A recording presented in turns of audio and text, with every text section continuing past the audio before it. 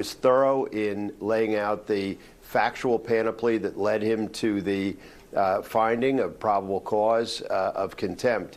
And so, from a former district judge's perspective, the same rank as Judge Boasberg, I think he did what he had to do. So, Elie, this was this meticulous timeline that Judge Boasberg laid out of government actions. What did you find so important about this? So the timeline, John, tells us really the answer to the key question.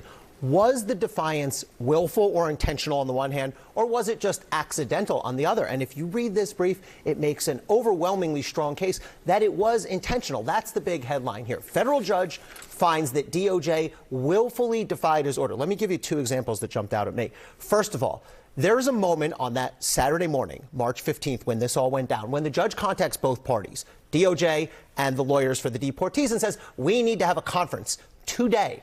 DOJ's response is, no, Judge, a conference today would be, quote, premature, and DOJ says, let's do it Monday. At that very moment, DOJ's rounding up these deportees, loading up the plane, getting ready to send them out. That is underhanded. That is subterfuge right there. Second of all, the other thing that jumped out at me is while the hearing was happening, again, that same Saturday evening, the planes took off during the hearing. The hearing then ends. The judge says, my order is none of those people are to be deported. And after that, the plane is unloaded and those people are handed over to El Salvador. So that's why the judge drew the dramatic, but I think well-warranted conclusion that he did.